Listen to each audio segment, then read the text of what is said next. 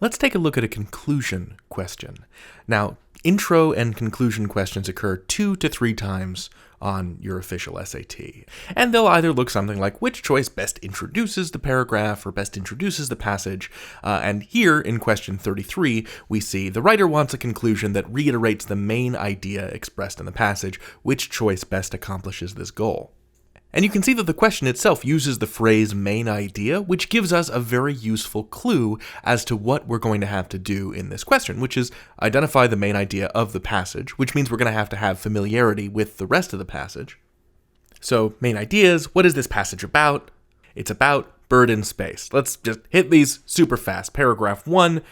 Bird in Space by Constantine Brancusi is an abstract sculpture. It changed the way the U.S. government recognizes art. Paragraph 2, the sculpture in the 1920s got a mixed reception. The public thought it was weird. Critics thought it was neat. This collector, Steichen, had it shipped to Paris from New York, which leads us to paragraph 3, which describes the customs dispute. Is it art or is it an industrial object? And how does that classification play into the taxes that Steichen would either have to pay or not pay if it were classified as an art object? This final paragraph details how Brancusi prevailed in court after suing the government to prove that his art was in fact art. And you'll note that the questions go from 23 to 33, so ideally by the time you've hit this question, this is the final question, it's about the conclusion, you won't have to have spent all that time summarizing the passage just for the sake of this question.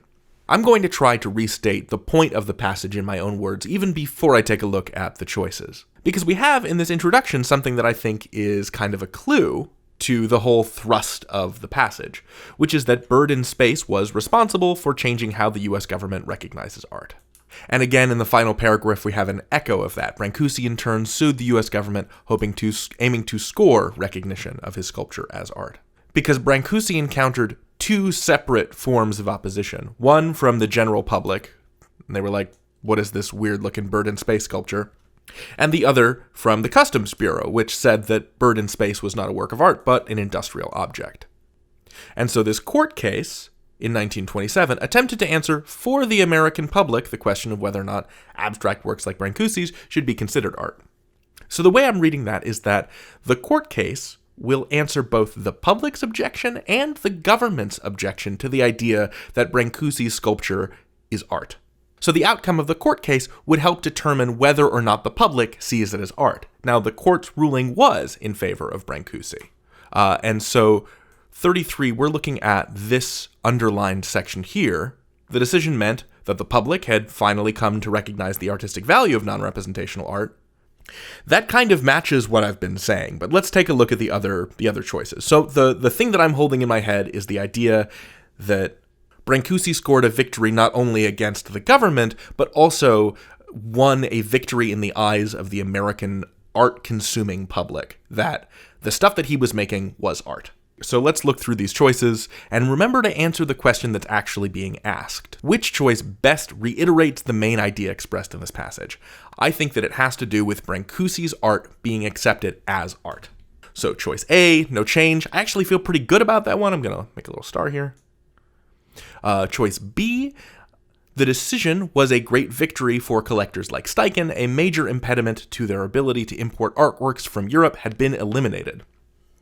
I guess I would ask myself, what is the purpose of that choice? Which is another top tip for questions like these. What is the purpose of that information?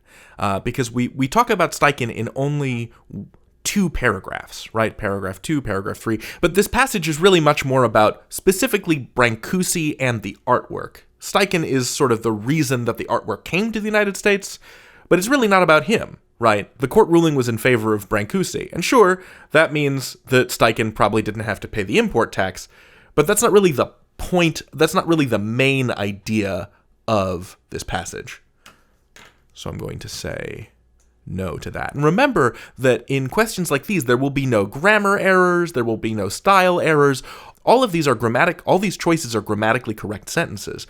The challenge is for you to pick the thing that best reflects the main idea. So okay, choice C. The decision would forever broaden the range of art acknowledged by the U.S. government. From then on, customs law would recognize both abstract and traditional works within the category of art. This statement feels a little broad to me. While we do recognize that Bird in Space was, quote, responsible for changing how the US government recognizes art, the use of the word forever, like forever broaden, feels a little bit too strong without additional evidentiary support within the passage. And I'd also remind us that our main idea is that this court battle changes the way the American public and the US government sees non-representational art. So I'm going to cross out C. I think it's too strong. Choice D, the decision concerning the value of abstract art such as Bird in Space would take many more years to be made in the court of public opinion, however. This also feels too strong to me, because the way the author has stated it is that the court case is attempting to answer this question for the American public.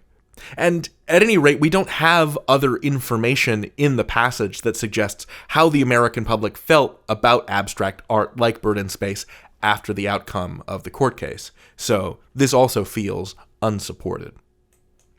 And outside the scope, that's not the main idea of the passage.